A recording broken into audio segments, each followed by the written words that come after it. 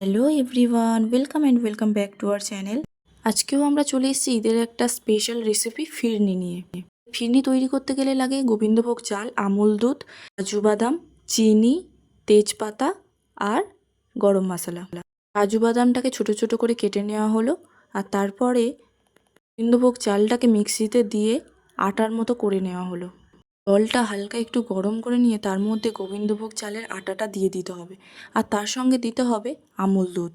আমুল দুধের পরিমাণটা অবশ্যই বেশি রাখতে হবে, নয়তো ভালো টেস্ট হবে না। তো আমরা এখানে 1 কেজি মতো আমুল দুধ দিয়েছিলাম। তার সঙ্গে দিলাম তেজপাতা আর গরম মশলা আর অল্প পরিমাণে লবণ। এটা যতক্ষণ উনুনে বা ওভেনে বসানো থাকবে ততক্ষণ এটাকে নেড়ে যেতে হবে।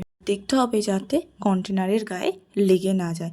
এরকমভাবে নাড়তে নাড়তে যখন দুধটা ঘন মতো হয়ে আসবে তখন পরিমাণ মতো চিনি দিয়ে দিতে হবে, আর তারপরে কুচি কাজু বাদামটা ঢেলে দিতে হবে।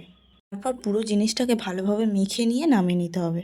দেখো আমাদের ফিরনি পুরো রেডি হয়ে গেছে, আর আমরা সেটাকে আলাদা আলাদা বাটিতে তুলছি। তাড়াতাড়ি করে গরম অবস্থায় তুলে নিতে হবে, নয়তো যদি কন্টেনারে বসে যায় তারপরে তোমরা আলাদাভাবে আর জিনিসটাকে বসাতে পারবে না। তাই আলাদা বাটিতে তুলে নিয়ে সেগুলোকে হালকা ঠান্ডা করে তারপরে আমরা ওগুলোকে ফ্রিজে দিয়ে দেব। আসলে ফিরনিটা ঠান্ডা করে খেতেই খুব ভালো লাগে। খুবই ইজি একটা রেসিপি, তোমরা নিজেরাও বাড়িতে ট্রাই করতে পারো। ভিডিওটা ভালো লাগলে অবশ্যই কমেন্ট করে জানিও, আর আমাদের চ্যানেলটাকে সাবস্ক্রাইব করে দিও।